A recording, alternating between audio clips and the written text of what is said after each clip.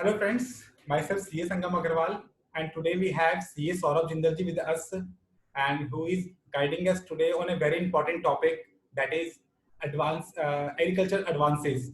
I got many queries from our fellow CA brothers that many CAs are doing bank audit, and currently they are facing some challenges into especially in the agriculture loan. Although due to COVID-19, there are much more challenges this time because of they are not able to visit the branches. They are doing the audit from the remote branches. But apart from that, they are facing a too much challenges in the agriculture advances. Somehow I also feel from last 10 to 12 years that somehow agriculture advances become a hassle for the chartered accountants. So today I invite CA Saurabh Jindal ji, who will guide us about the everything about the agriculture advances. From the starting, we will discuss what is mean by agriculture advances, and later on we discuss how to audit that and how to classify NPAs and all. So I welcome Saurabh ji, and I said welcome, sir, and I request you, sir, firstly explain what is mean by agriculture advances, and Saurabh sir, we will make this session in a Q&A especially so that we have a better understanding what exactly agriculture advances and how to a new auditor can do the agriculture advance audit for the new auditor and as well as for the senior auditor, sir. So firstly, please start your deliberation from what is mean by agriculture advances and also show some supporting regarding that, sir. Because as being a CA, every time we need the evidence of everything. So our viewers is also want why this is the definition of agriculture advances and etc. Sir, over to you, sir. Thank you, Sangam ji, and a very good evening to you. Very good evening to all the listeners and viewers. Thank you for giving me this opportunity to share my views on agriculture advances. Also, basically, this is a very much complicated and disputed area for audit purpose for chartered accountants. Basically, हम chartered accountants business advances और company advances में तो बहुत ज्यादा expert होते हैं, but agriculture advances थोड़े से रूटीन मैटर्स में नहीं आते हैं, जिसकी वजह से हमको ऑडिट करते समय, खासकर बैंक ऑडिट करते समय कुछ प्रॉब्लम्स का फेस करना होता है। और उसी पर आपने बहुत अच्छा टॉपिक आज सभी व्यूअर्स के लिए चुना है कि एग्रीकल्चर एडवांसेस पर हम कुछ अपनी नॉलेज शेयर कर सके ताकि हमारे व्यूअर्स को उसका बेनिफिट मिल सके। तो सबसे पहले तो हमें एग्रीकल्चर एडवांसेस को समझना है कि एग्रीकल्चर एडवांसेस होते क्या है, क्योंकि एग्रीकल्चर एडवांसेस जब तक नहीं समझेंगे जब तक हम आगे नहीं जा पाएंगे। तो agriculture advances basically rural branches, जो बैंक की रूरल ब्रांचेस हैं, वहां पर एग्रीकल्चर एडवांसेस ज्यादातर देखने के लिए मिलते हैं। रूरल ब्रांचेस का जो एडवांसेस पोर्टफोलियो है वो मोर देन 50%, 70% एग्रीकल्चर एडवांसेस में बटा हुआ होता है। ज्यादातर एग्रीकल्चर एडवांसेस ही होते हैं वहां पर। Basically agriculture advances bank farmers को देता है उनकी एग्रीकल्चर नीड को पूरा करने के लिए, उनकी फसल के लिए, फसल को बोने के लिए, फसल को बीज खरीदने के लिए, बुआई करने के लिए, फसल जब तैयार हो जाएगी, फसल को काट करके बाजार में बेचने तक का काम सारा का सारा एग्रीकल्चर एडवांसेस के अंदर आता है। ये तो हो गया फसल से रिलेटेड। इसके अलावा एग्रीकल्चर एडवांसेस में और भी बहुत सारी चीजें आती हैं जो कि जनरली हमें ऐसा लगता है कि एग्रीकल्चर एडवांस नहीं होगा, बट स्टिल वो एग्रीकल्चर एडवांस में होता है। और इसके लिए आरबीआई ने हमें डिटेल्ड गाइडलाइंस भी दे रखी हैं। आरबीआई ने मास्टर सर्कुलर ऑन आईरैक नॉर्म्स, जो कि 1 जुलाई 2015 का है, उसी के अंदर उस मास्टर सर्कुलर में ही हमें ये बताया हुआ है कि एग्रीकल्चर एडवांसेस का ऑडिट करते समय आपको क्या क्या गाइडलाइंस फॉलो करनी है और कौन कौन से एडवांसेस एग्रीकल्चर एडवांसेस माने जाते हैं। तो सबसे पहले मैं आपके साथ में वही मास्टर सर्कुलर शेयर करते हुए और उसमें कौन कौन से एडवांसेस को एग्रीकल्चर एडवांसेस माना गया है वो आपके साथ डिस्कस करता हूं, एंड देन फिर हम आगे की तरफ चलेंगे कि उसका ऑडिट कैसे करना है। तो मैं मास्टर सर्कुलर 2015 क्यों वैसे तो 2020 चल रहा है सर, लेटेस्ट वाला सर्कुलर नहीं आया कोई भी सर? अभी तक सर वही 1 जुलाई 2015 का ही आईरैक नॉर्म्स वाला, मैं बेसिकली प्रूडेंशियल नॉर्म और आईरैक नॉर्म्स की बात कर रहा हूं, इनकम रिकॉग्निशन एंड क्लासिफिकेशन की बात कर रहा हूं। वो सर्कुलर अभी भी वही चल रहा है 1 जुलाई 2015 वाला, अभी तक आरबीआई ने उसको रिवाइज नहीं किया है। बेसिकली ये वो सर्कुलर है जिसके बेसिस पर हम एनपीए क्लासिफाई करते हैं, जो कि अभी आप जो जनरल दूसरे एडवांसेस में 90 डेज की जो नॉर्म्स हैं, वो 90 डेज की नॉर्म्स कहां पर लिखी हुई है, वो उस आईरैक सर्कुलर में लिखी हुई है, उसी सर्कुलर की मैं बात कर रहा हूं। तो सबसे पहले अब हम चलते हैं उस सर्कुलर पे जहां पर ये चीज लिखी हुई है, एंड अकॉर्डिंगली फिर हम आगे मूव ऑन करेंगे। तो मैं सर आपके साथ में ये शेयर स्क्रीन कर देता हूं अपना सर्कुलर, शेयर स्क्रीन में, ये सर्कुलर विजिबल है? यस सर, विजिबल है सर। तो देखिए संगम जी, ये 1 जुलाई 2015 का सर्कुलर है। सर्कुलर मैंने शुरू से सिर्फ ये दिखाने के लिए कि कौन सा सर्कुलर है, बाकी डिटेल्ड हम आगे चलेंगे। इसके पेज नंबर 100 पर गाइडलाइंस लिखी हुई है कि कौन कौन से एडवांसेस को एग्रीकल्चर एडवांसेस मानना है। तो अब हम पेज नंबर 100 पे चलते हैं।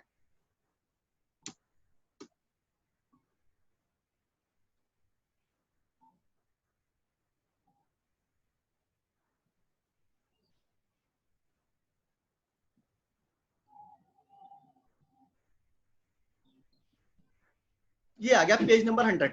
बेसिकली ये अनेक्सर 2 है। इसका डिटेल्ड मैंने रेफरेंस अपनी पीपीटी में भी डाला हुआ है, ताकि जो भी व्यूअर्स हैं उनको इजीली ये लोकेट हो जाए कि कहां से मैंने ये चीज कही है। नाउ अब हम चलते हैं कि कौन कौन से एडवांसेस, एग्रीकल्चर एडवांसेस माने जाएंगे। फार्म क्रेडिट का यहाँ पर उन्होंने रेलिवेंट पोर्शन डाला हुआ है। तो उन्होंने जो यहाँ पर लोन एग्रीकल्चर एडवांसेस को ना 2 कैटेगरी में, 3 कैटेगरी में बांटा हुआ है। Loan to individual, point number A, and दूसरा है loan to corporate farmers, point number B. तो लोन टू इंडिविजुअल्स में कौन कौन से लोन्स यहाँ पर एग्रीकल्चर लोन माने गए हैं? पहला है crop loan to farmers which will include traditional oblique non traditional plantation and horticulture, जिसकी हम लोग बात कर रहे थे कि बीज खरीदने हैं, फसल उगानी है, फसल काटनी है और फसल को बेचना है। तो ये वो ट्रेडिशनल नॉन ट्रेडिशनल प्लांटेशन की बात कर रहे हैं। सेकंड है medium and long term loan to farmer for agriculture. उसका उन्होंने फिर एग्जाम्पल भी दिया हुआ है, for purchase of agriculture implement and machinery. ये सबसे ज्यादा कंट्रोवर्शियल रहता है। कई बार हम लोगों को पता नहीं होता है कि अगर एग्रीकल्चर की मशीनरी खरीदने के लिए भी लोन दिया हुआ है तो क्या वो एग्रीकल्चर लोन में आएगा नहीं आएगा। तो आरबीआई के सर्कुलर में ये कहा हुआ है कि ये वाला लोन भी आपका एग्रीकल्चर लोन ही माना जाएगा। आगे उन्होंने कहा loan to farmers for pre and post harvest activities, जैसे कि spraying, weeding, harvesting, sorting, grading, ये सारी की सारी एक्टिविटीज करने के लिए अगर हमने लोन बैंक ने दिया है तो वो भी एग्रीकल्चर लोन है। Loan to farmers up to 50 lakh against pledge hypothecation of agriculture produce including warehouse received for a period not exceeding 12 months। Loan to distressed farmers indebted to non institutional lenders. Loan to farmers under Kisan credit card scheme. ये बहुत ज्यादा हमें जब हम audit करते हैं तो KCC इसको जनरली हम बोलते हैं। केसीसी के ऊपर भी आरबीआई ने डिटेल्ड गाइडलाइंस दे रखी है। उसका पूरा एक डिटेल्ड सर्कुलर है जो मैंने अपनी पीपीटी में उसका पूरा डिटेल्ड रेफरेंस डाला हुआ है। अगर हमारे व्यूअर्स उसको केसीसी के बारे में डिटेल्ड नॉलेज लेना चाहते हैं तो वो सर्कुलर को आरबीआई की साइट से डाउनलोड कर सकते हैं और उसको इजीली पढ़ सकते हैं। वहां पे केसीसी क्या है, केसीसी कैसे वर्क करता है, वो सारी चीजें वहां पर डिटेल्ड में लिखी हुई है। आगे loan to small and marginal farmers for purchase of land for agriculture purpose, ये भी यहाँ पर एग्रीकल्चर लोन का ही पार्ट बनाया हुआ है। नाउ अब आगे loan to corporate farmers for this time मैं इसको अभी अवॉइड करके चल रहा हूँ क्योंकि जनरली हमारे पास में जो बैंक ऑडिट्स के अंदर रूरल ब्रांचेस में जो आते हैं एडवांसेस, वो ज्यादातर लोन टू इंडिविजुअल फार्मर्स ही आते हैं। तो हमने सबसे पहले संगम जी ये चीज देखा कि हमारे एग्रीकल्चर एडवांसेस हैं कौन कौन से। जो माइंड के अंदर रहता कि एग्रीकल्चर इंप्लीमेंट्स मशीनरी खरीदने के लिए, लैंड खरीदने के लिए, क्या वो माने जाएंगे या नहीं माने जाएंगे, वो भी एग्रीकल्चर एडवांसेस ही माने जाएंगे। तो सर भी इसमें जो एनिमल्स होते हैं, काउ, बफेलो, वो भी इसमें कवर होगा एग्रीकल्चर एडवांस के अंदर ही, अगर वो हम परचेज करते हैं? एग्रीकल्चर एडवांसेस के अंदर काउ बफेलो के लिए अलग गाइडलाइंस है। यहाँ पर वो चीज यहाँ पर नहीं डाली हुई है, वो अलग गाइडलाइंस है, वो यहाँ पर नहीं डाला हुआ है। But somehow they are part of the agriculture advances. Agriculture advances, ठीक है सर। ओके। अब हमें नेक्स्ट पार्ट पे चलना है। नेक्स्ट जो अब हमने सबसे पहले ये समझ लिया कि एग्रीकल्चर एडवांसेस हैं क्या। अब हमें ये देखना है कि बैंक में अब इसकी फंक्शनिंग कैसे होती है, बैंक में लोन कैसे दिया जाता है और उसके बाद में कैसे रिकवरी होती है और कैसे इसका एनपीए क्लासिफिकेशन होता है। एनपीए क्लासिफिकेशन के लिए भी हमें फिर दोबारा से अभी इसी सर्कुलर के ऊपर आना पड़ेगा, वो हम अभी आएंगे। बेसिकली होता क्या है कि जनरली क्रॉप, 2 तरीके की क्रॉप होती हैं जो बैंक के अंदर होती हैं, शॉर्ट ड्यूरेशन क्रॉप और लॉन्ग ड्यूरेशन क्रॉप। जो भी फार्मर है जिसको कि एग्रीकल्चर एडवांस लेना है वो ब्रांच के मैनेजर के पास जाता है और वहां पर बताता है कि साहब मुझे जो है एग्रीकल्चर एडवांस चाहिए। और एग्रीकल्चर एडवांस के लिए वो बाकायदा बताता है कि मेरी शॉर्ट ड्यूरेशन क्रॉप है, लॉन्ग ड्यूरेशन क्रॉप है। हालांकि इसके लिए एसएलबीसी है, वो अभी हम लोग डिस्कस भी करेंगे एसएलबीसी की। और उसके बेसिस पर बैंक मैनेजर किसान क्रेडिट कार्ड की स्कीम्स में जाकर के पूरा उसका असेसमेंट निकालता है कि उसको कितना लोन दिया जा सकता है। ऐसा नहीं है कि किसी भी फार्मर को कितना भी लोन दिया जा सकता है, उसकी एक पूरा असेसमेंट होता है। असेसमेंट होने के बाद में फिर ब्रांच मैनेजर उसका एक पूरा असेसमेंट करने के बाद में उसकी एलिजिबिलिटी डिसाइड करता है, और एलिजिबिलिटी डिसाइड करने के बाद में उसको लोन दे दिया जाता है। लोन देने के बाद में फिर फार्मर उस लोन को अपनी एग्रीकल्चर एक्टिविटी में यूज करता है। एग्रीकल्चर एक्टिविटी में यूज करने के लिए वो फसल को उगाता है, फसल को बेचता है, और बेचने के बाद में पैसा वापस ला करके बैंक को दे देता है। ये एक जनरल प्रोसीजर है, और इसी के बेस पर बैंक वाले उसकी उस एग्रीकल्चर एडवांस की ड्यू डेट निकालते हैं, और ड्यू डेट तक उस फार्मर को वो पैसा विद इंटरेस्ट बैंक को वापस करना होता है। अगर फार्मर ऐसा कर देता है तो लोन बिल्कुल परफेक्ट स्टैंडर्ड लोन माना जाता है। बट अगर फार्मर ऐसा नहीं करता है देन उस केस में एनपीए क्लासिफिकेशन होने के चांसेस हो जाते हैं, subject to the guidelines given in the IRAC norms. अब वो क्या गाइडलाइंस है वो अभी हम लोग आगे चलते हैं। इससे पहले मैं आपके साथ में अपनी पीपीटी शेयर करना चाहूंगा। मैं इसको स्टॉप शेयर करके यहाँ पर सर मैं अपनी पीपीटी शेयर करता हूँ आपके साथ में।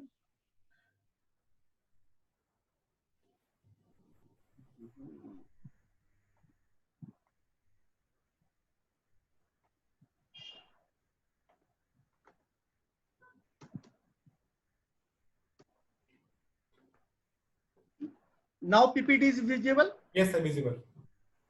चलिए सर, नाउ सबसे पहले अब मुझे लॉन्ग ड्यूरेशन क्रॉप और शॉर्ट ड्यूरेशन क्रॉप की हम लोगों ने बात की थी। तो लॉन्ग ड्यूरेशन क्रॉप और शॉर्ट ड्यूरेशन क्रॉप क्या है ये भी हमें आईरैक नॉर्म के सर्कुलर में जो मैंने अभी आपके साथ डिस्कस किया उसी के अंदर बताया हुआ है।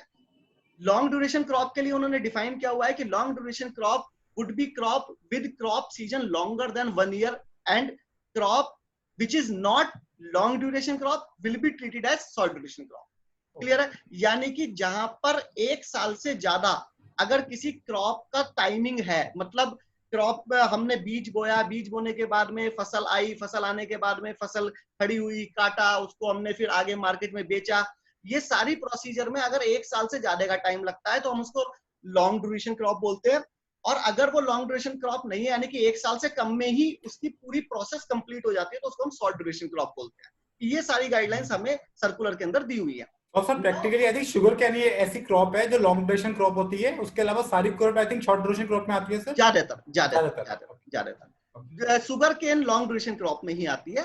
उसके अलावा हाँ, ज्यादातर आप कह सकते हैं प्रैक्टिकली हमने भी यही चीज देखी है कि ज्यादातर शुगर केन के अलावा ज्यादातर हमारे क्या कहते हैं शॉर्ट ड्यूरेशन क्रॉप ही होती है। ये चीज कौन डिसाइड करेगा कि शॉर्ट ड्यूरेशन क्रॉप होगी या लॉन्ग ड्यूरेशन क्रॉप होगी? इसके लिए SLBC state level bankers committee, जो कि एवरी स्टेट में बनी हुई होती है, वो इस चीज को डिसाइड करती है। उनका एक डिटेल्ड गाइडलाइंस होती है, क्योंकि वो उस स्टेट में कौन कौन सी फसल होंगी उन फसल के ऊपर वो डिटेल्ड गाइडलाइंस देते हैं। उस फसल में तो कौन सी फसल शॉर्ट ड्यूरेशन है, कौन सी फसल लॉन्ग ड्यूरेशन है, और सभी बैंकर्स उस गाइडलाइंस को फॉलो करते हैं और उसी के बेस पर ही डिसाइड होता है। इसमें एक चीज और इंपॉर्टेंट है संगम जी, कि जब भी हम किसी एग्रीकल्चर एडवांस का जब हम एनालिसिस कर रहे होते हैं, तो जब बैंक मैनेजर सैंक्शन नोट बनाता है लोन देते समय, उस सैंक्शन नोट को पढ़ना बहुत ज्यादा जरूरी है। उसी के अंदर वो लिखता है कि उसने इस लोन को as a long term loan दिया है या as a short term crop मानते हुए लोन दिया है। उसको पढ़ने से में कई बार डिस्प्यूट खड़े हो जाते हैं। जब हम एनपीए क्लासिफिकेशन करते हैं, वो कहता है सर ये तो लॉन्ग ड्यूरेशन है, हम कहते हैं शॉर्ट ड्यूरेशन है। तो वो SLBC की गाइडलाइंस एंड उसका जो सैंक्शन नोट है हमें उसको जरूर पढ़ लेना चाहिए। तो SLBC state level bankers committee होती है, जिसके बेसिस पे ये चीज डिसाइड और गाइडलाइंस इस चीज की देती है। नाउ अब चलते हैं हम अब शॉर्ट ड्यूरेशन क्रॉप और लॉन्ग ड्यूरेशन क्रॉप। फार्मर ने ले लिया लोन। अब लोन लेने के बाद में हम ऑडिट करने के लिए गए हैं। अब ऑडिट करते समय हम उसको कब एनपीए बनेगा या कब एनपीए नहीं बनेगा, मैंने आपको ब्रीफ में बताया था कि अगर फार्मर अपने पैसे ड्यू डेट पे दे देता है तो कोई दिक्कत की बात नहीं है। बट अगर फार्मर पैसे ड्यू डेट पे नहीं दे पाता है तब उसका ओवर ड्यू बन जाता है, और ओवर ड्यू बनने के बाद में एनपीए क्लासिफिकेशन होने की सर्कमस्टांसेस आ जाती है। Now if short duration crop में एनपीए कब बनेगा? A loan granted for short duration crop will be treated as NPA if the installment of principal or interest, यहां पर ये चीज ध्यान रखनी है, प्रिंसिपल या फिर इंटरेस्ट दोनों में से अगर कोई भी remain overdue for 2 crop seasons। अगर शॉर्ट ड्यूरेशन क्रॉप है, जो कि मैंने आपको बताया पहले SLBC और उसके सैंक्शन नोट से हमें पता चल जाएगा, शॉर्ट ड्यूरेशन क्रॉप है और फार्मर का लोन ओवरड्यू हो गया, यानी कि उसने ड्यू डेट पर पेमेंट नहीं किया, देन उसके बाद में आगे के 2 क्रॉप सीजन अगर वो नहीं दे पाता है, प्रिंसिपल और इंटरेस्ट दोनों में से कोई भी अगर पेंडिंग है अगले 2 क्रॉप सीजन तक, तो वो अकाउंट एनपीए मान लिया जाएगा। कब? जब उसका सेकंड क्रॉप सीजन ओवर हो जाएगा। जैसे ही सेकंड क्रॉप सीजन ओवर हुआ, मोमेंट वो अकाउंट एनपीए डिक्लेयर हो जाएगा। क्लियर है सर? एक एग्जांपल लेना सर यहाँ पे शॉर्ट के अंदर सर। हाँ, मैं इसको इस तरीके से समझाना चाहूंगा। लेट्स से हम उसने फार्मर ने जब लोन लिया, अप्रैल मई के अंदर उसने कोई लोन लिया, अप्रैल मई के अंदर उसने प्रोसेस चालू कराई, अप्रैल मई के अंदर लोन ले लिया। लोन लेने के बाद में उसने अपना क्या कहते हैं, अपनी प्रोसेसिंग चालू कर दी, एग्रीकल्चर एक्टिविटीज चालू कर दी। वो लोन लेने के बाद में जनरली शॉर्ट ड्यूरेशन क्रॉप 1 साल में 2 हो जाती है, शॉर्ट ड्यूरेशन क्रॉप जनरली, या 9 महीने का टाइम भी आ जाता है उस केस में। तो सर ये बात सैंक्शन लेटर में लिखी होगी कि क्रॉप कितने पीरियड के अंदर होगी, 9 महीने होंगे या 6 महीने होंगे सर? ऐसा नहीं है, वो एसएलबीसी की गाइडलाइंस में होंगी। अच्छा। एसएलबीसी की गाइडलाइंस भी होती है और बैंक का अपना इंटरनल सर्कुलर भी होता है। वो हमें इंटरनल सर्कुलर से भी हमें वहां पर भी पता चल जाता है। ठीक है। अब उसने 6 महीने का हमें मोटा मोटा टाइम आ गया कि इसको बोलते हैं हार्वेस्टिंग पीरियड। तो 6 महीने तक वो हार्वेस्टिंग पीरियड के लिए हमें लोन दे दिया। अब क्या होता है, बैंक ये कहता है या किसान ये कहता है कि सर आपने मुझे 6 महीने के लिए लोन दिया है, बट अभी तो मेरी हार्वेस्टिंग होकर मैंने अभी तो फसल काटी है, मैं आपको पैसे तो दे नहीं सकता। तो उस सिचुएशन में फर्स्ट लोन में, यानी कि फर्स्ट ड्यू डेट डिसाइड करते समय बैंक जनरली 3 से 4 महीने का पीरियड एक्स्ट्रा देता है ड्यू डेट डिसाइड करने के लिए।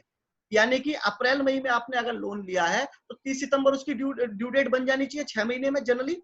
बट बैंक ये कहता है, और फर्स्ट लोन के लिए कि आप इसको भी बेच के आओगे मंडी में, उसके लिए 3 से 4 महीने का टाइम आपको और दिया गया।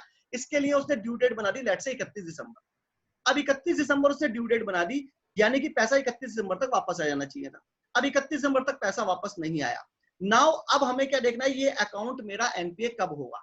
अगर वहां पर उस एरिया में मोनोक्रॉपिंग होती है, मोनोक्रॉपिंग का मतलब है 1 साल में सिर्फ एक ही फसल होती है, उस फसल को हम रिपीट नहीं करते हैं, तो जाहिर सी बात है अगले साल फिर मेरी यही फसल होगी। तो अगले साल फिर दोबारा क्रॉप सीजन जो होगा वो क्रॉप सीजन मेरा होगा अप्रैल से सितंबर, जाहिर सी बात है। तो एक क्रॉप सीजन हो गया अप्रैल से सितंबर, सेकंड क्रॉप सीजन फिर उससे नेक्स्ट ईयर में होगा अप्रैल से सितंबर। अगर वो नेक्स्ट ईयर वाले में भी, यानी कि फर्स्ट ईयर में मैंने लोन दिया, सेकंड ईयर मेरा एक पहला क्रॉप सीजन निकल गया, और थर्ड ईयर में मेरा दूसरा क्रॉप सीजन निकल गया, दूसरे थर्ड ईयर में मेरा जो सितंबर जाएगा, 30 सितंबर जैसे ही मेरा क्रॉप सीजन खत्म होगा वो अकाउंट एनपीए कैटेगरी में फॉल कर जाएगा। अगर यानी कि अब मैं इसको ऐसे समझूं कि फाइनेंशियल 19-20 में लोन दिया था, तो 20-21 में मेरे पास पैसा नहीं आया, और 21-22 में भी पैसा नहीं आया, और 21-22 तक 2 क्रॉप सीजन ओवरड्यू हो गए हैं, तो 30 सितंबर 2022 में जाकर के वो अकाउंट आपका एनपीए डिक्लेयर हो जाएगा। क्लियर है सर? तो इसको हमें इस तरीके से ध्यान रखना है। तो सर इसमें अगर पार्ट पेमेंट आ जाती है सर, हाँ, इंटरेस्ट पूरा आ गया, प्रिंसिपल की पार्ट पेमेंट आई है सर हमारे पास, तो भी सर आपका अकाउंट तो ओवरड्यू ही पड़ा हुआ है, आपका अकाउंट उस सिचुएशन में भी एनपीए ही माना जाएगा। ऐसा नहीं है कि आपका अकाउंट में अगर उसने कुछ पैसे इंटरेस्ट के तौर पे, कुछ पैसे प्रिंसिपल के तौर पे जमा करा दिए हैं तो आपका अकाउंट एनपीए से बच जाएगा, ऐसा नहीं है। क्योंकि कंडीशन लिखी हुई है कि वो पैसा पूरा का पूरा आपका ड्यू होना चाहिए और रिकवर हो जाना चाहिए। सर आपके एग्जांपल में से आपने 19-20 का एग्जांपल लिया, 19-20, 20-21 और 21-22, तो किस हिसाब से बेसिकली उसका 30 सितंबर 2021 को 22 को 30 सितंबर 2022 को अकाउंट एनपी होगा, तो सर वो 30 सितंबर 2022 को आके उसने पूरे पैसे विद इंटरेस्ट दे दिए सर उसने, अगर हमें जी उस डेट के अंदर जी ठीक है पूरे पैसे दे दिए उसने, तो अब उसका अकाउंट तो एनपी होने से बच गया एक तरह से सर। बिल्कुल ठीक कह रहे हैं, उसने 2 साल का इंटरेस्ट भी दे दिया हमको। बिल्कुल ठीक कह रहे हैं। अब उसके नेक्स्ट डे से उसकी नई लिमिट ऑटोमेटिक रिन्यू हो जाएगी या बैंकर उसकी लिमिट अलग से रिन्यू करेगा सर? बैंकर उसकी लिमिट अलग से देगा ना, अलग से पहले वाला अकाउंट उसका सेटल हो गया, हाँ। अब वो उसको दोबारा से नेक्स्ट डे से ही दोबारा से लिमिट दे देंगे। जनरली केसीसी में ऐसी देखने के लिए भी हमें मिलती है, जब हम बैंक में ऑडिट करते हैं कि वो एक दिन के लिए पैसा आता है, नेक्स्ट डे पैसा निकल जाता है, तो वो जनरली इसी तरीके की सर्कमस्टांसेस होती है कि एक दिन में उन्होंने पैसा पूरा का पूरा वापस कर दिया। ठीक है, जैसे हमारे नॉर्मल सीसी लिमिट होते हैं सर, उसमें प्रॉपर रिन्यू का एक प्रोसीजर होता है, हम डॉक्यूमेंट मंगा के इसको रिन्यू करते हैं, तो केसीसी के अंदर भी सर कि प्रोसीजर रिन्यू करने का, या फिर जैसे पलटा हुआ उससे हमने उसको रिन्यू मान लिया गया सर? नहीं, रिन्यूअल होता है, रिन्यूअल नोट लगा हुआ होता है, रिन्यूअल नोट लगा हुआ, रिन्यूअल होता है प्रॉपर सर? बिल्कुल सर। तो हमारे एग्जांपल में अगर उसका 30 सितंबर 2022 को सारे पैसे आ गए इंक्लूडिंग इंटरेस्ट आ गया, उसके बाद भी उसको फ्रेश लोन देने के लिए अकाउंट रिन्यू किया जाएगा? हाँ, एलिजिबिलिटी आ जाएगी, उसकी एलिजिबिलिटी आ जाएगी, अकाउंट एनपीए नहीं हुआ ना, भाई उन्होंने ये कहा, जो आईडैक नॉर्म्स का सर्कुलर है, कि अगर आपके 2 क्रॉप सीजन क्रॉस हो जाते हैं और अकाउंट ओवरड्यू रह जाता है, देन उस सिचुएशन में आपका ये अकाउंट एनपीए बन जाएगा। बट 2 क्रॉप सीजन ओवरड्यू होने से पहले ही उसने पैसे दे दिए आपको, तो अकाउंट एनपीए कैटेगरी में नहीं आएगा। ये basically relaxed norms for agriculture advances के तौर पे हम लोग इनको जानते हैं। तो जनरली दूसरे बिजनेस में तो 90 डेज का क्राइटेरिया फॉलो होता है, यहाँ पर एग्रीकल्चर में चूंकि फार्मर्स को थोड़ी सी दिक्कतें रहती हैं, इसलिए गवर्नमेंट फार्मर्स के केस में एनपीए डिक्लेयर करने के लिए कुछ रिलैक्स्ड नॉर्म्स देती है, वो ये रिलैक्स नॉर्म्स है। ठीक है सर, चल सकते हैं आगे। जो लॉन्ग ड्यूरेशन क्रॉप है, वहां पर उन्होंने कहा a loan granted for long duration crop will be treated as NPA if the installment of principal और interest they are on remain overdue for 1 crop season. यानी कि यहाँ पर सिर्फ 1 क्रॉप सीजन के लिए कहा गया है। ठीक है जी, तो जैसे उसमें 2 क्रॉप सीजन थे, यहाँ पर 1 क्रॉप सीजन जैसे क्रॉस होगा इमीडिएटली। अब यहाँ पे एक जो इंपॉर्टेंट पॉइंट है, जब हमें फर्स्ट ईयर में लोन दिया गया था, तो उसने हमें बैंक ने 3 महीने का एक्स्ट्रा पीरियड भी दिया गया था। हमारी सेल को, हमारी जो क्रॉप है वो बिक जाएगी और बिकने के बाद में आपको साहब पैसे हम दे देंगे। बट जब मैं एनपीए क्लासिफिकेशन के पॉइंट ऑफ व्यू से जाऊंगा, तो एनपीए क्लासिफिकेशन के पॉइंट ऑफ व्यू से नेक्स्ट क्रॉप सीजन, फिर उससे यार नेक्स्ट क्रॉप सीजन, तो जो क्रॉप सीजन भी वहां पर डिफाइन किया हुआ है। अभी मैं आपके साथ चलता हूं, मीनिंग ऑफ क्रॉप सीजन क्या है। क्रॉप सीजन के लिए उन्होंने कह दिया the period up to harvesting of the loan फसल रेज। क्लियर है सर? तो ये भी कहां पर मैंने इसको हाईलाइट भी किया हुआ है, para 1.2.13 of the master circular dated 1 July 2015 on आईडैक नॉर्म्स। जो भी व्यूअर्स इस एग्रीकल्चर एडवांसेस के एनपीए नॉर्म्स को पढ़ना चाहते हैं डिटेल में, इस पैराग्राफ को अगर पढ़ लेंगे तो सारी के सारी उनकी प्रॉब्लम्स यहाँ पर सॉल्व हो जाएंगी। तो क्रॉप सीजन उन्होंने कहा, क्रॉप सीजन का मतलब है date of harvesting up to the period of harvesting. यानी कि अगले जब हम एनपीए में जाएंगे तो हम उसको भी 3 महीने फसल बेचने का पीरियड अलाउड नहीं करेंगे। हमारे साथ में हुआ था, हम एक बार पंजाब में ऑडिट कर रहे थे, वहां पे एग्रीकल्चर एडवांसेस थे और वो इसी बात पर जो जोनल मैनेजर थे इसी बात पर अड़े हुए थे कि नहीं साहब आपको नेक्स्ट ईयर में भी ये फसल बेचने का टाइम देना पड़ेगा। बट चूंकि आरबीआई के सर्कुलर में लिखा हुआ है क्रॉप सीजन डिफाइंड है, तो हम नेक्स्ट ईयर में जाकर के उसको वो लिवरेज पीरियड अलाउड नहीं करेंगे, क्योंकि उसी के बेस पर बना 3 महीने उसको एक्स्ट्रा मिल गए। तो जो 30 सितंबर में उसका लोन एनपीए होता, वो उसके हिसाब से 31 दिसंबर में होना था, और वो कहता सर अभी तो मेरा लोन एनपीए बनेगा ही नहीं। तो इस ये इंपॉर्टेंट यहाँ पर आती है बात। चल सकते हैं सर आगे। These norms should be made applicable। मैं क्वेश्चन पूछना चाहूंगा ऐसे आपसे, हमने 1 अप्रैल को आपके एग्जांपल में हमने लोन सैंक्शन करा, लेकिन एक्चुअल हार्वेस्टिंग उसकी स्टार्ट हुई सर 15 मई को। 15 मई को, ठीक है सर। ठीक है सर। तो और उसने बोला कि 6 महीने क्रॉप का, 3 महीने आपको एडिशन, 9 महीने का टाइम दूंगा, 9 महीने बाद आपका अकाउंट वो हो जाएगा, मतलब ड्यू हो जाएगा। 9 महीने के लिए बाद में उसने ड्यू डेट डिसाइड कर दी। हाँ, ड्यू डेट डिसाइड कर दी 9 महीने। बिल्कुल ठीक है सर, बिल्कुल। तो सर अब एक्चुअल में ऐसे एज पर दिस पॉइंट जो हमारा पीरियड स्टार्ट हुआ है वो तो 15 मई से स्टार्ट हुई, हार्वेस्टिंग तो 15 मई से स्टार्ट हुई है, बिकॉज हार्वेस्टिंग में टाइम लगता है, बैंक मुझे पैसा देगा, मैं लेबर अरेंज करूंगा, एनिमल्स अरेंज करूंगा, सीड्स अरेंज करूंगा, मुझे टाइम लगेगा, मुझे 45 दिन का टाइम लग गया। तो 15 मई से अगर मेरी एक्चुअल हार्वेस्टिंग स्टार्ट हुई तो 9 महीने का टाइम में 15 मई से काउंट करूंगा या 1 अप्रैल से काउंट करूंगा? 1 अप्रैल से ही काउंट करेंगे, क्योंकि एसएलबीसी जो क्रॉप सीजन की जो बात करता है उसमें ये सारे पीरियड वो कवर करते हुए चलते हैं। अच्छा। वो सारे के सारे पीरियड वो, क्योंकि एसएलबीसी ने ऐसा नहीं किया हुआ है कि आप 1 अप्रैल में गए या 15 अप्रैल में गए बैंक में लोन लेने के लिए। एसएलबीसी ने पीरियड डिफाइन कर दिए। अब बेसिकली एसएलबीसी के सर्कुलर को जो आप पढ़ेंगे तो वहां पे रबी की फसल और खरीफ की फसल इस तरीके से डिवाइड किया हुआ है, और उसके बेसिस पर उन्होंने पीरियड डिवाइड किए हुए हैं कि रबी की फसल का पीरियड कब आएगा, खरीफ की फसल का पीरियड कब आएगा। रबी का जो जनरली पीरियड होता है वो अक्टूबर से लेकर के मार्च तक चलता है, और खरीफ का जो पीरियड होता है वो जनरली अप्रैल से लेकर के सितंबर तक चलता है। तो उन्होंने वो पीरियड डिफाइन किए हुए हैं, वहां पर कोई डेट डिफाइन नहीं की हुई है, और उसी के बेस पे फिर वो आगे 3 से 4 महीने के बाद में हमारी ड्यू डेट डिसाइड कर देते हैं। बट ये ड्यू डेट के लिए जो 3 महीने का रिलैक्सेशन पीरियड है, ये सिर्फ तभी मिला है जब फर्स्ट ईयर में ड्यू डेट कैलकुलेट हो रही है। जब एनपीए के लिए जाऊंगा तो फिर मैं आगे 3 महीने का पीरियड मुझे अलाउड नहीं है। क्लियर है सर?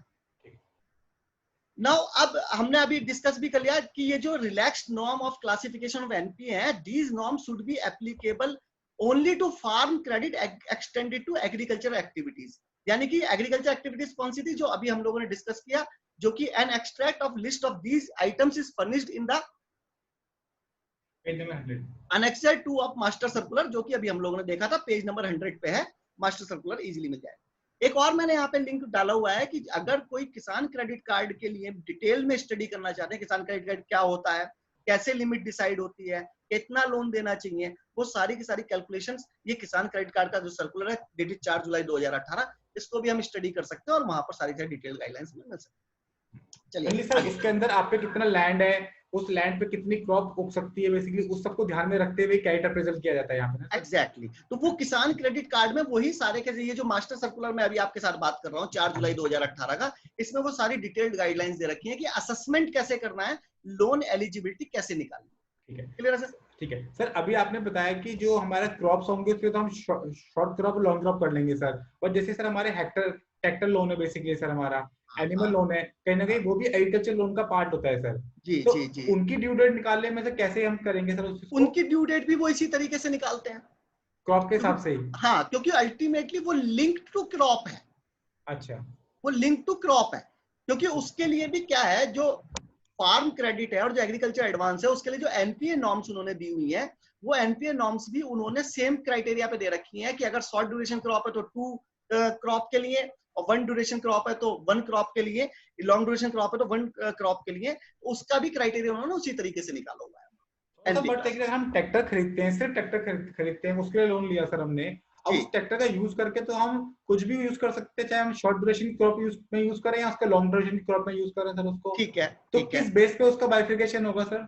नहीं नहीं, वो तो अल्टीमेटली जब वो वहां पे ट्रैक्टर के लिए जाएगा लोन लेने के लिए, तो वहां पर उसका जो असेसमेंट वगैरह वो करेंगे, और उस एरिया में शॉर्ट ड्यूरेशन क्रॉप होती है, लॉन्ग ड्यूरेशन क्रॉप होती है, जो एसएलबीसी हमें बताएगा, उसके बेसिस पर उसकी एलिजिबिलिटी और उसके बेसिस पर ड्यू डेट डिसाइड होती है। ठीक है, तो इसकी पेमेंट भी सर उस हिसाब से हमें आफ्टर 2 क्रॉप सीजन तक करनी है, इसकी पेमेंट जो करनी है ट्रैक्टर लोन के लिए भी? हाँ, अगर वो एनपीए नहीं करवाना है, अदरवाइज तो एनपीए हो ही जाएगा, जाहिर सी बात। ठीक है सर, तो ये अभी हमने बेसिक डिस्कशन किया कि क्या होता है एग्रीकल्चर एडवांस, एग्रीकल्चर एडवांसेस के अंदर कौन कौन सी चीज होती है, लॉन्ग ड्यूरेशन क्रॉप क्या है, शॉर्ट ड्यूरेशन क्रॉप क्या है, क्योंकि ये टर्म्स वो टर्म्स हैं जो कि ज्यादातर अब बैंक ऑडिटर्स ब्रांच मैनेजर के साथ में सुन रहे होंगे, वो उनको शॉर्ट ड्यूरेशन क्रॉप बता रहे होंगे, वो लॉन्ग ड्यूरेशन क्रॉप बता रहे होंगे, उनके अंदर कहीं ना कहीं एम्बिग्यूटी और कंफ्यूजन आ रहे होंगे, तो वो हमने यहाँ पर भी डिस्कस किया। नाउ अब मैंने कुछ ब्रीफ से पॉइंट्स बनाए हैं जिनके बेसिस पर हम एडवांस एग्रीकल्चर एडवांसेस को ऑडिट करते समय हमें जो जो चीजें इंफॉर्मेशन चाहिए और कैसे हमें आगे चलना चाहिए। सबसे पहले तो हमें ब्रांच मैनेजर से डिस्कशन करते समय ये चीज पता करनी है कि जिस एरिया में ब्रांच है उस एरिया में जनरली किस तरीके की क्रॉप्स कल्टीवेट की जाती हैं, वहां पे शॉर्ट ड्यूरेशन क्रॉप है, लॉन्ग ड्यूरेशन क्रॉप है, सुगर केन ज्यादा होता है या दूसरी गेहूं ज्यादा होता है, चावल ज्यादा होता है, कौन सी क्रॉप ज्यादा होती है, ये हमें फील कराती है कि हाँ आप कैसे, ब्रांच मैनेजर हमें कैसे रिएक्ट कर रहे हैं। Whether the crop are long duration और शॉर्ट ड्यूरेशन, ये हमने ब्रांच मैनेजर से डिस्कस करना है। वेदर मोनोक्रॉपिंग और multi cropping is done. Monocropping मैंने आपको बताया जहां पर साल में सिर्फ एक ही फसल होती है, हम फसल को रिपीट नहीं करते हैं। कोई लेट्स से गेहूं है, तो गेहूं अगर कट गया तो वो गेहूं की फसल फिर अगले साल ही आएगी, इन द मीन टाइम मेरी लैंड खाली पड़ी रहेगी। मल्टीपल क्रॉपिंग के अंदर क्या होता है, अगर मैंने गेहूं काट लिया, अब मेरी लैंड खाली हो गई, तो मैं दूसरी कोई भी फसल वहां पे लगा सकता हूँ। मोनोक्रॉपिंग होती है, मल्टी क्रॉपिंग होती है, इसके बेसिस पर भी हमारा एनपीए डिसाइड करने में हमें इसकी जरूरत पड़ती है, तो हम उससे ये भी पता कर सकते हैं। आस्क फॉर एसएलबीसी सर्कुलर, आप ब्रांच मैनेजर से एसएलबीसी सर्कुलर मांग लें, ब्रांच मैनेजर के पास होता है, जनरली देते नहीं है। अभी हम जोनल से मंगाएंगे, यहाँ से मंगाएंगे, वहां से मंगाएंगे, बट आप स्पेसिफिक मांगे, एसएलबीसी की सर्कुलर की आपको जरूरत पड़ेगी और बड़ा डिटेल्ड गाइडलाइंस होती है वहां पर। नेक्स्ट इंपॉर्टेंट, मैं यहाँ पे ऐड करना चाहूंगा सौरभ सर, एक्चुअली कैसे अगर ब्रांच मैनेजर आपको कोऑपरेट नहीं करता एसएलबीसी का सर्कुलर देने के लिए, तो आप क्या करते हैं, आप गूगल पे आप लिखेंगे SLBC Haryana, SLBC Delhi, SLBC Punjab, तो आपको उस पर्टिकुलर स्टेट की जो एसएलबीसी की कमेटी है उसकी साइट खुल जाएगी और उसकी साइट पे हर तरह के सर्कुलर अवेलेबल है आपके।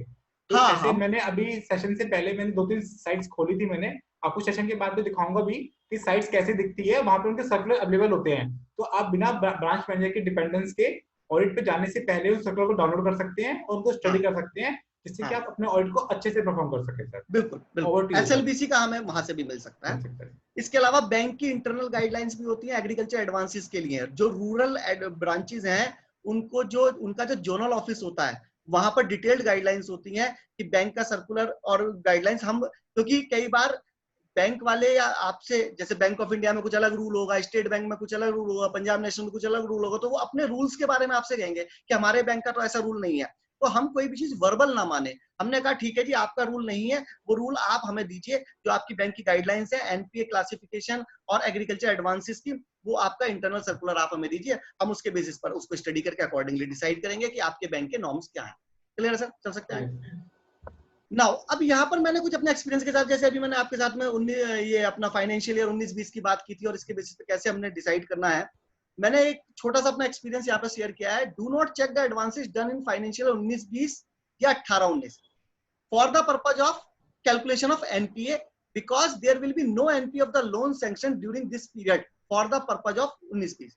यानी कि मैं 31 मार्च 2020 का ऑडिट कर रहा हूं अगर, तो जितने भी लोन 19-20 में सैंक्शन हो रखे हैं उनको मुझे एनपीए पर्पज से चेक करने की जरूरत ही नहीं है, क्योंकि हो ही नहीं सकता वो लोन एनपीए।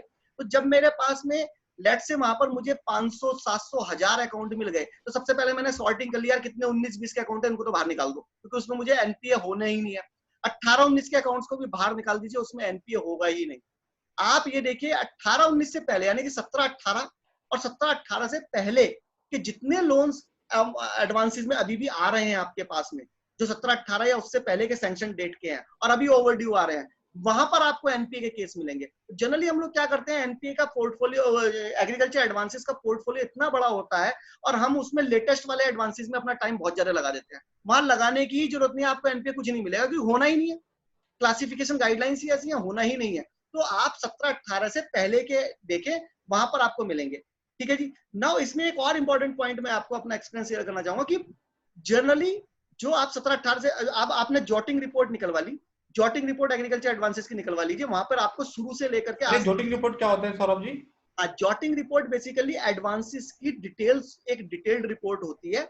जनरली जैसे बैंक ऑफ इंडिया के अंदर इस रिपोर्ट को हम जॉटिंग रिपोर्ट बोलते हैं, कोई दूसरे बैंक कोई और भी रिपोर्ट का नाम दे सकते हैं। हमने उसको ये बोलना है कि भाई मुझे एडवांसेस की डिटेल्ड रिपोर्ट चाहिए। डिटेल्ड रिपोर्ट का मतलब उसमें लोन का अकाउंट नंबर, बोरोवर का नाम, कितने रुपए की लिमिट सैंक्शन है, कितना आज की डेट में उसका ओवरड्यू चल रहा है, कितना आज की डेट में बैलेंस आउटस्टैंडिंग चल रहा है, ये सारी की सारी डिटेल्स आपको 31 मार्च की उसको जॉटिंग रिपोर्ट में निकल कर आ जाएंगी। आपको वन शॉट में ही पूरे के पूरे पोर्टफोलियो का आइडिया लग जाएगा वहां पर। अब आपने ब्रांच मैनेजर से पूछा, भाई ये आपने मुझे निकाल करके दे दी है सारी सारी जॉटिंग रिपोर्ट एग्रीकल्चर एडवांसेस की, इसमें से मुझे ये बता दीजिए कौन से एडवांसेस 19-20 में हमने किए हैं। वो बता देगा जी इस नंबर से बाद के एडवांसेस 19-20 के, इनको तो एनपीए के पर्पस से हटा दीजिए। अब हमने देखा जी 18-19 के कौन से, उसने बता दिया इस नंबर से बाद के सारे एडवांसेस 18-19 के, वो भी हमने हटा दिया। अब उससे ऊपर के एडवांसेस पे मुझे स्टडी करना है, तो जाहिर सी बात है मेरे एडवांसेस का पोर्टफोलियो आधा रह गया for the purpose of calculation of NPA. ठीक है, तो अब 17-18 से ऊपर का मैं जाऊंगा, वहां पर जो बड़े लोन्स हैं, लेट्स से 5 लाख से ऊपर वाले हैं, आप उनमें जरूर देखिए। ऐसे केसेस हमने ऑडिट करते समय देखे हैं जहां पर हमने देखा कि 5 लाख का और 10 लाख का लोन लिया है, लोन लेकर के गायब, वो आते ही नहीं है, और अच्छे खासे जमींदार लोग हैं, बड़े बड़े लोग हैं। जब हमने डिटेल में उनमें गए तो पता चला जी उन्होंने वो पैसा लेकर के अपनी फैक्ट्रियों में लगा रखा है, वो एग्रीकल्चर एडवांस ही नहीं है, वो पैसा उन्होंने लिया एग्रीकल्चर के नाम पे, कहीं और लगा दिया, अब वो आज के डेट में पैसा देने के लिए। तो जो भी बड़े बड़े पोर्टफोलियो हैं आपके पास में, वो जरूर आप देखें। छोटे 50,000 40,000 इसके चक्कर में कंपैरेटिवली ना पड़े, बड़े में पड़ेंगे आपको जरूर केसेस मिलेंगे वहां पे एनपीए के। तो एक जो सिलेक्शन का थोड़ा सा एक अपने एक्सपीरियंस के बेस पे मैंने आपको बताया, तो शायद ये आपको इजी हो जाएगा। ठीक है sir. Check in the jotting report the amount overdue and take the decision. यानी कि जो जॉटिंग रिपोर्ट से हमने सिलेक्शन कर लिया, सिलेक्शन करने के बाद हमने देखा किस किस की ओवरड्यू अमाउंट ज्यादा आ रही है, उसकी अमाउंट वैल्यू कितनी ज्यादा है, एंड उसी के बेसिस पर फिर हम आगे चलेंगे एंड अकॉर्डिंगली अपने डिसीजन ले सकते हैं। वैसे यहाँ पे ऐड करना चाहूंगा सर, जो जॉटिंग रिपोर्ट होती है उस पर डेट ऑफ सैंक्शन भी दी होती है उसके अंदर, तो डेट ऑफ सैंक्शन के बेस पे हम उसको ईयर वाइज डिवाइड कर सकते हैं कि वो कौन से ईयर में आती है। तो जनरली हम जब वो फाइल जो मिलती है हमें टेक्स्ट फॉर्मेट में मिलती है, हम उस फाइल को टेक्स्ट से उसको एक्सेल में कन्वर्ट करने के बाद एक सेपरेट कॉलम ऐड कर सकते हैं डेट के बाद, और उसमें से ईयर को सेपरेट कर सकते हैं हम, और ईयर को सेपरेट करने के बाद हम उस पर फिल्टर लगा सकते हैं, जिससे कि हम 17-18 वाले लोन को बड़े इजीली बाइफिकेट कर सकते हैं। Then we can check the overdue amount कि उसमें कितना ओवरड्यू है बेसिकली। हाँ, पर कई बार क्या होता है संगम जी की जॉटिंग रिपोर्ट में कई बार वो रिपोर्ट प्रॉपर नहीं निकली हुई है, वहां पे डेट ऑफ सैंक्शन नहीं आ रही है या प्रिंट में नहीं आ रही है, तो उस पॉइंट से मैंने एक एडिशनल गाइडेंस देने के लिए कि अगर वहां पर जॉटिंग रिपोर्ट में आपको डेट ऑफ सैंक्शन नहीं आई है तो आप ब्रांच मैनेजर से नंबर वाइज वहां से हटवा सकते हैं एंड अकॉर्डिंगली आगे चल सकते हैं। ठीक है जी। मैं ये कह सकता हूँ कि अगर जॉटिंग रिपोर्ट के अंदर अमाउंट सैंक्शन और amount outstanding, if amount outstanding is lower than amount sanction, तो उस केस में कोई दिक्कत नहीं होगी। ऐसा कोई रूल बना पाना बड़ा मुश्किल है। ऐसा कोई रूल बना पाना बड़ा मुश्किल है, उसके अकाउंट को एक बार हमें जरूर देख लेना चाहिए। ऐसा कोई रूल बना पाना मेरे हिसाब से बड़ा मुश्किल है। Okay. मतलब मैं ऐसा नहीं कह सकता कि स्ट्रेट फॉरवर्ड हम उसको छोड़ के चले। जैसे स्ट्रेट फॉरवर्ड मैंने आपको बताया कि 19-20 के लोन्स आप ना देखें फॉर द पर्पज एनपीए, यहाँ पे स्ट्रेट फॉरवर्ड कर सकते हैं क्योंकि उसकी गाइडलाइंस में आएगा ही नहीं, हम उसमें जाना ही नहीं है। 19-20 के लोन मुझे किस पर्पज से देखने हैं कि लोन प्रॉपर सैंक्शन हुए हैं या नहीं हुए हैं, उस पर्पज से। मैं यहाँ पे सर अपने पार्टिसिपेंट के लिए ऐड करना चाहूंगा कि हम सिर्फ अभी एग्रीकल्चर लोन की बात कर रहे हैं। सौरभ सर का कहने का मतलब ये नहीं है कि जो आपके हाउसिंग लोन हुए या कुछ और लोन हुए उनको नहीं देखना आपको। We talking for the purpose of NPA specially in the agriculture. तो उसके हमको 18-19 के और 19-20 को अवॉइड करना है एंड 17-18 को हमें रेफर करना है only for NPA in the agriculture. तो आपको ये सेम पॉलिसी बाकी में नहीं लगानी क्योंकि बाकी सब में क्या होते हैं एनपीए के नॉर्म्स अलग होते हैं और वहां पे 90 डेज 90 के डेज नॉर्म की होते हैं। नॉर्म्स है, हाँ, वहां तो पे 90 इसलिए डेज। ये वाला प्रिंसिपल हमें सिर्फ एग्रीकल्चर के एडवांस में क्योंकि एनपीए की क्लासिफिकेशन को ढूंढने के लिए लगाना है। Now we can go further sir. ठीक सर। एक सर एग्रीकल्चर एडवांसेस में गवर्नमेंट इंटरेस्ट सबवेंशन देती है। इंटरेस्ट सबवेंशन भी दो तरीके के होते हैं और इसमें सबसे बड़ा इंपॉर्टेंट पॉइंट क्या है कि इस एग्रीकल्चर एडवांसेस में जो इंटरेस्ट सबवेंशन दी जाती है इसके लिए सभी बैंक्स को गवर्नमेंट से इंटरेस्ट सबवेंशन क्लेम करनी होती है और उस इंटरेस्ट सबवेंशन को क्लेम करने के लिए स्टैट्यूटरी ऑडिटर का सर्टिफिकेट रिक्वायर्ड होता है। और वो सर्टिफिकेट मैंने एक बार जब आपके साथ में पहले भी बैंक ऑडिट पे हमने आपके साथ सेमिनार किया, मैंने आपको बताया था कि सर्टिफिकेट की चेकिंग होना बहुत जरूरी है। वहां पर बहुत सारी चीजें प्रॉपर्ली आ ही नहीं पाती हैं और वो उल्टे सीधी फिगर ला करके आपको सर्टिफिकेट वेरीफाई करा लेते हैं। तो इंटरेस्ट सबवेंशन के सर्टिफिकेट में इस चीज को बड़ा ध्यान से हमें देख करके चलना। दो सर्टिफिकेट वो हमसे मांगते हैं, दो तरीके की इंटरेस्ट सबवेंशन होती है, एक 2% इंटरेस्ट सबवेंशन है, एक 3% इंटरेस्ट सबवेंशन है। मैंने नीचे यहाँ पर आरबीआई का सर्कुलर भी मार्क किया हुआ है, आरबीआई सर्कुलर डेटेड 7 मार्च 2019 जो कि इंटरेस्ट सबवेंशन की बात कर रहा है। इस डिटेल्ड सर्कुलर में आपको सारी डिटेल्ड गाइडलाइंस मिल जाएंगी। ब्रीफ में मैं आपको बता देता हूँ। 2% interest subvention is given for short term production credit, mind it, short term production credit in agriculture disbursed in the year under audit. यानी कि 2% का इंटरेस्ट सबवेंशन कब लगना है? फाइनेंशियल 19-20 में जो लोन डिसबर्स किए गए हैं, यानी कि जब वो आपसे इंटरेस्ट सबवेंशन के लिए सर्टिफिकेट लेकर के आए, उन्होंने कहा जी हमें 2 लाख रुपए का इंटरेस्ट सबवेंशन क्लेम करना है, आप उसकी पूरी की पूरी डिटेल निकलवा लें। बैंक के अंदर पूरी आपको अकाउंट वाइज लिस्ट मिल जाएगी कि इस 2 लाख रुपए की कैलकुलेशन में कौन कौन से अकाउंट शामिल है। आप उसमें ये चीज चेक कर लें कि ये सारे के सारे अकाउंट फाइनेंशियल 19-20 में ही डिसबर्स होने चाहिए, कोई पुराना लोन इसके अंदर ना आ रहा हो, ये स्पेसिफिकली वहां पे लिखा हुआ है। नो सेकंड इंपॉर्टेंट पॉइंट क्या है कि ये सर अगर यहाँ पे 18-19 में सपोज 30 मार्च को कोई लोन सैंक्शन हुआ और वो 2 अप्रैल को डिसबर्स हुआ है जी, तो क्या वो इंटरेस्ट सबवेंशन के लिए एलिजिबल होगा सर? वो सर डिसबर्समेंट की बात कर रहे हैं, तो डिसबर्समेंट के पॉइंट ऑफ व्यू से हमें यहीं पर ही लेना पड़ेगा। हाँ, सैंक्शन पहले हो चुका हो। हाँ, डिसबर्स की बात कर रहे हैं, तो डिसबर्सल अगर फाइनेंशियल 19-20 में तो मुझे 2% इंटरेस्ट सबवेंशन मिल जाएगी। ठीक है, तो सौरभ जी जैसे आपने 3 लाख रुपए का अमाउंट बताया यहाँ पे, अगर मैंने सपोज 5 लाख रुपए का लोन सैंक्शन करा है बेसिकली, तो क्या मुझे अप टू 3 लाख तक का मुझे इंटरेस्ट सबवेंशन मिलेगी या मिलेगी नहीं उस वाले केस के अंदर? सर बहुत ज्यादा कंट्रोवर्शियल पॉइंट है, हर बैंक अपने हिसाब से इसको डील कर रहा है। गवर्नमेंट से या आरबीआई की तरफ से कहीं कोई गाइडलाइंस इसके ऊपर नहीं है कि क्या है। तो जनरली हम लोग क्या करते हैं, उस इंटरेस्ट सबवेंशन के सर्टिफिकेट में डिस्क्लेमर दे देते हैं कि बैंक की पॉलिसी ये है, बैंक की पॉलिसी इसके बेसिस पर ही हम ये सर्टिफिकेट दे रहे हैं। ठीक है जी। एक इसके अंदर 2% इंटरेस्ट सबवेंशन में हम ये चीज और जरूर ध्यान रख लें कि यूटिलाइजेशन जरूर हम चेक कर लें कि यूटिलाइजेशन वो एग्रीकल्चर पर्पस के लिए हो रहा है या नहीं हो रहा है। प्रैक्टिकली ये वेरीफाई करना बहुत मुश्किल हो जाता है कि वो फार्मर को लोन दिया और फार्मर ने एग्रीकल्चर एक्टिविटीज के लिए यूज किया भी है या नहीं किया है। तो इसके लिए जरूर आप अपने सर्टिफिकेट में सूटेबल डिस्क्लोजर जरूर एक डाल करके चलें कि प्रैक्टिकली ये चीज वेरीफाई नहीं हो पा रही है। हालांकि और इसके लिए आप कुछ एक टेस्ट बेसिस पर बैंक ने जो लोन दिए हैं, डिसबर्स किए हैं, वहां पर पोस्ट डिसबर्समेंट रिपोर्ट भी लगी हुई होगी। तो वो बैंक की फाइल में जरूर इस चीज को चेक कर लें कि पोस्ट डिसबर्समेंट रिपोर्ट लगी हुई है या नहीं लगी हुई है, जिसमें कि बैंक ये क्लेम कर रहा है कि ये पैसा एक्चुअल में एग्रीकल्चर एक्टिविटीज में गया है। तो ये जरूर आप देख लें। ऐसा हो सकता है वहां पे पोस्ट डिसबर्समेंट रिपोर्ट ही ना लगी हुई हो तो आप इंटरेस्ट सबवेंशन सर्टिफिकेट ना दें या प्रॉपर डिस्क्लेमर डाल करके दें ताकि आपकी लायबिलिटी सेफ रहे। वहां पर एक दूसरी इंटरेस्ट सबवेंशन मिलती है, 3% इंटरेस्ट सबवेंशन मिलती है फॉर टाइमली रीपेमेंट, यानी कि जो लोन पिछले ईयर्स में दिए हुए हैं, यानी कि 19-20 के लोन की हम बात नहीं कर रहे, 19-20 से पहले 18-19, 17-18 इसमें कोई लोन दिए हुए थे और वो टाइमली रीपेमेंट के लिए आ जाते हैं और उनका रीपेमेंट बिल्कुल टाइम पे होता है, तो उसमें 3% की इंटरेस्ट सबवेंशन जो है बोरोवर को मिलती है। उसका भी बैंक सेंट्रल गवर्नमेंट से क्लेम करते हैं और उसके लिए भी ऑडिटर से, स्टैट्यूटरी ऑडिटर से सर्टिफिकेट लिया जाता है। तो इसको भी आप टाइमली रीपेमेंट को भी जरूर चेक कर लें कि वो जिसको क्लेम करा रहे हैं वो एक्चुअल में टाइमली रीपेमेंट हुआ भी है या नहीं हुआ है। बैंक के कई बार सॉफ्टवेयर में इस तरह की गलतियां हमने देखी हैं जहां पर इस तरीके की प्रॉब्लम्स आई हैं। और एक दूसरी चीज आपको मैं बता दूं, अगर इस कैलकुलेशन को चेक करते समय आपको इस कैलकुलेशन में कोई भी डिफरेंस मिल जाता है, आपके उन्होंने सपोज 3 लाख रुपए का सर्टिफिकेट दिया और आपके हिसाब से वो 2.5 लाख रुपए का ही बनता है, तो ये एमओसी का पॉइंट है, क्योंकि ये ऑलरेडी उसकी बैलेंस शीट का पार्ट बन चुका है। तो ये एमओसी का भी पॉइंट है, इस चीज को भी आपने ध्यान में रखते हुए चलना। एक और इसी सर्कुलर में एक और इंपॉर्टेंट पॉइंट दिया हुआ है, interest subvention benefit is to be given only to Aadhaar link account. तो जो फार्मर्स हैं उनके आप कुछ टेस्ट बेसिस पे जरूर ये चीज चेक कर लें कि उनके अकाउंट में आधार लिंकिंग हो रखी है या नहीं हो रही। अगर कोई अकाउंट आपको ऐसा मिलता है कि जिसमें आधार लिंकिंग नहीं है तो वहां तो इंटरेस्ट सबवेंशन हो ही नहीं सकती। Circular is very very clear. इस सर्कुलर को जब आप डिटेल में पढ़ेंगे आपको सारी चीजें मिल जाएंगी। मैंने यहाँ पे आपको डिटेल गाइडलाइंस उसके बारे में दी। मैं यहाँ पे सर ऐड करना चाहूंगा सौरभ जी, जी जैसे आपने बताया कि ये हमारा इंटरेस्ट सबवेंशन का सर्टिफिकेट होता है, ये कोई ऑडिट रिपोर्ट नहीं होती, तो समहाउ यहाँ पे 100% एक्यूरेसी की रिक्वायरमेंट है। 100% अगर जैसे सौरभ जी ने एग्जांपल लिया कि ब्रांच मैनेजर ने बोला कि 3 लाख रुपए का बनता है, as per your calculation is 2.5 lakh rupees, तो in that case you are required to correct that. Correction is very important. Sometimes you will say that the difference is very small amount. Even then, correction is important because it is a certificate. Somehow, 100% accuracy are expected from the auditors in certificate, especially.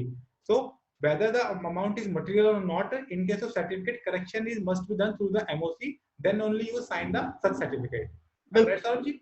जी बिल्कुल, और accuracy को ही ध्यान में रखना है और अपने certificate पर डिस्क्लेमर जरूर डालें अपने, क्योंकि ये ऐसे सर्टिफिकेट्स है जहां पर बहुत बार दिक्कतें आती हैं बाद में, और फिर उस सिचुएशन में हम अगर डिस्क्लेमर डाल के चलेंगे तो हम अपनी लायबिलिटी को सेफगार्ड कर सकते हैं। और इस बार तो वैसे भी कोविड-19 है, बहुत सारी जगह हम देख ही नहीं पा रहे हैं, ब्रांच में फिजिकल जा नहीं पा रहे हैं, तो उन सब चीजों को भी ध्यान में रखते हुए हम अपनी रिपोर्ट को डिजाइन करें। ठीक है सर, तो आई थिंक मैंने अपनी तरफ से बहुत सारी चीजें यहाँ पे कवर की हैं। फिर भी अगर आपके कोई और हम आपस में कुछ डिस्कस करना चाहें तो डेफिनेटली। सौरभ सर, जैसे हम इस वाले पॉइंट को लेके अपनी ऑडिट रिपोर्ट में कोई डिस्क्लोजर दे सकते हैं सर, जिससे कि ऑडिटर अपनी स्कीम सेव कर सके? किस पॉइंट को लेकर के? इंटरेस्ट सबवेंशन वाले को सर। इंटरेस्ट सबवेंशन में अगर आपको देखिए, वो तो सर्टिफिकेट है स्पेसिफिक, वो ऑडिट रिपोर्ट में है ही नहीं।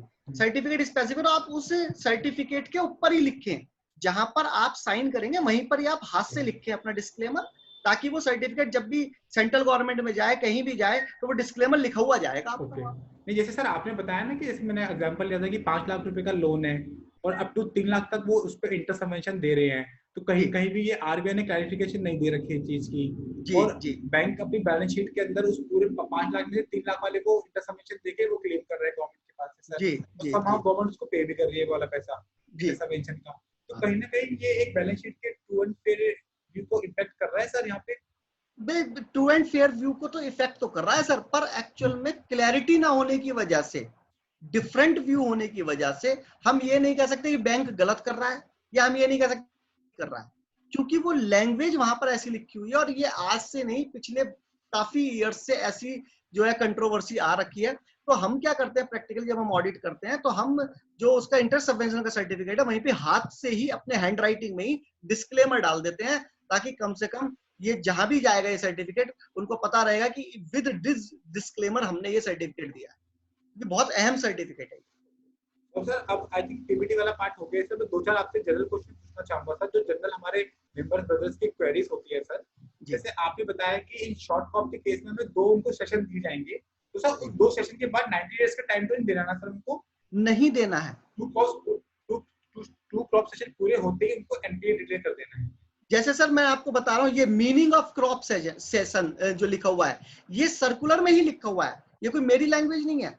उन्होंने लिखा हुआ था period up to harvesting of the crop season का मतलब। और जब हम उसको कह रहे हैं, ये जो लाइन मैं आपको बता रहा हूँ, loan granted for short duration crop will be treated as NPA, ये एग्जैक्टली लाइन मैंने मास्टर सर्कुलर से ही ली हुई है, कोई मेरी बनाई हुई लाइन नहीं है। उसने क्या लिखा हुआ है, if the installment of principal और interest thereon remain overdue for 2 crop seasons. तो क्रॉप सीजन जहां पर एंड हो गया वहां पर बात खत्म हो गई। वो सिर्फ फर्स्ट ईयर में था, जो जनरली बैंक्स कुछ 2 महीने का टाइम देते हैं, कुछ 3 महीने का टाइम। मैंने आपको बताया था जो बैंक की इंटरनल गाइडलाइंस है, ये 3 महीने का टाइम, 2 महीने का टाइम, ये वहां पर लिखा हुआ है ताकि वो फसल को बेच के आ सके। आगे एनपीए पॉइंट ऑफ व्यू से हम उसको काउंट नहीं करेंगे। Okay, okay.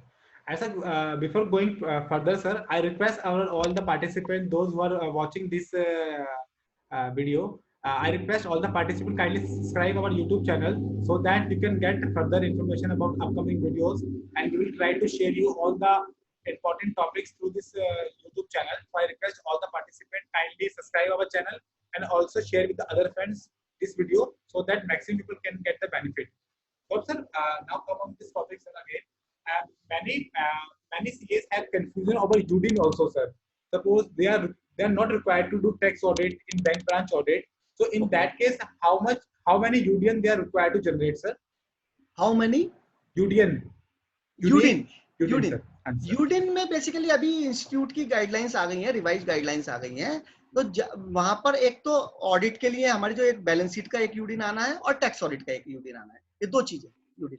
और बाकी फिर भी हम डिटेल्ड गाइडलाइंस को पढ़ लें। अभी latest guidelines UDIN for bank audit purpose institute ने निकाली, तो बहुत सारे माइंड के अंदर जो क्वेश्चंस हैं वो उनके वहां पे एफएक्यू के बेसिस पर बहुत सारी चीजें हमारी सॉल्व हो जाएंगी, कोई दिक्कत नहीं। अभी जो हम ये अलग से सर्टिफिकेट देते हैं बैंक ऑडिट के अंदर, जैसे इंटर सबमिशन का सर्टिफिकेट देते हैं, फिक्स एसेट का सर्टिफिकेट देते हैं, ऐसे multiple I think more than 20 certificates हम देते हैं, तो उनके लिए सेपरेट अलग से कोई हमें यूडिन जनरेट करने की रिक्वायरमेंट नहीं है सर? वो ऑडिट का ही, वो एक ही ऑडिट असाइनमेंट का पार्ट माना जा रहा है, इसलिए वो एक में ही रहेगा, क्योंकि अदरवाइज तो ना नंबर ऑफ यूडिन बहुत सारे हो जाएंगे, नंबर ऑफ यूडिन। और सर जब हम यूडिन जनरेट करते हैं सर बैंक ऑडिट के टाइम पे सर, उस समय उस यूडिन को हम कंपनी सेट ऑडिट के अंदर फॉलो करें या सर्टिफिकेट वाले में फॉलो करें इसको फिल करते वक्त? ऑडिट में because audit under company set basically sir. जी ऑडिट में जाएंगे हम, ऑडिट। तो सर्टिफिकेट्स को अलग से सिलेक्ट ना करें वहां पे, बिकॉज़ दोनों में से कोई एक ही सिलेक्ट कर सकते हैं। जी मेन पार्ट हमारा ऑडिट का है, ऑडिट का है, क्योंकि हम इंस्टीट्यूट ने भी यही कहा है कि ये सारे सर्टिफिकेट भी ऑडिट के ही पार्ट है, तो इसलिए ऑडिट में। सर और कुछ आप शेयर करना चाहते हैं हमारे पार्टिसिपेंट के साथ सर लेटेस्ट? आई थिंक मैंने अपनी तरफ से जो मुझे पता था और जो मैं कहना चाहता था जरूर कहा है, और बस मैं यही अपने पार्टिसिपेंट्स को और अपने व्यूअर्स को कहना चाहूंगा कि इस बार जो कोविड-19 का इम्पैक्ट भी आ रहा है, तो बड़े ध्यान से चीजों को देखते हुए ऑडिट करें और डिस्क्लेमर देने से कहीं भी ना कतराएं। अगर कहीं पर आपको स्कोप में कहीं भी कमी आई है, स्कोप ऑफ ऑडिट, जैसे कि आप ब्रांच में जा ही नहीं पा रहे हैं, तो वो चीज जरूर आप अपना डिस्क्लेमर डाल करके चलें, ताकि कहीं भी ऐसा ना रहे कि आपने बिल्कुल क्लीन रिपोर्ट दी है और बिना ब्रांच में गए हुए आपने क्लीन रिपोर्ट दे दी है, वहां पर आपको प्रॉब्लम होने के चांसेस हो सकते हैं। तो उन सब चीजों को ध्यान में रखते हुए, प्रोफेशनलिज्म को पूरा ध्यान में रखते हुए। सर मैं क्वेश्चन ना रिपीट करना चाहूंगा सर, माइट भी हमारे कुछ पार्टिसिपेंट को उस पर डाउट आ सकता है। जैसे आपने क्रॉप लोन का सर आपने क्लियर कर दिया, उसके अलावा जो हमारा ट्रैक्टर लोन है या एनिमल लोन है, अगर कोई बोरोवर किसी बैंक ब्रांच से एनिमल्स के लिए लोन लेता है, बेसिकली बफेलो या काऊ के लिए लोन लेता है, तो जो उस स्टेट के अंदर अगर शॉर्ट क्रॉप होती है तो वो वाले नॉर्म्स लगेंगे उसके ऊपर, और उस स्टेट में अगर लॉन्ग क्रॉप होती है तो वो लॉन्ग क्रॉप वाले लोन लगेंगे, और पेमेंट भी उसी हिसाब से उनको करनी है। बिल्कुल, ये सब चीजें सारी की सारी मास्टर सर्कुलर आईडैक नॉर्म्स में लिखा हुआ है, 1 जुलाई 2015 सर्कुलर, मैंने इसका रेफरेंस भी यहाँ पर दिया हुआ है, तो वहां पर जाएंगे तो डेफिनेटली पोजीशन क्लियर हो जाएगी। Thank you sir ji, thank you for coming sir, and we are very elated and thankful to you to take our invitation in a short while sir, because it is very difficult to prepare the things and all, and I know you have in your mind everything is already prepared, you not need much time to prepare the things. So, my pleasure sir, and I am always happy to come on this platform, and you are giving me this opportunity, and I am happy, and I hope कि आप और भी आगे अपने viewers के लिए और profession में ऐसे ही डेवलपमेंट करते रहें, प्रोफेशनल नॉलेज को ऐसे ही बढ़ाते रहें, बांटते रहें, यही प्रोफेशन, एक अच्छे प्रोफेशनल की यही पहचान है। तो आई होप कि ऐसा ही आके आप ऐसे ही चीज को बढ़ाते रहें। Thank you all, and thank you all the viewers. Good night. Thank you sir, thank you.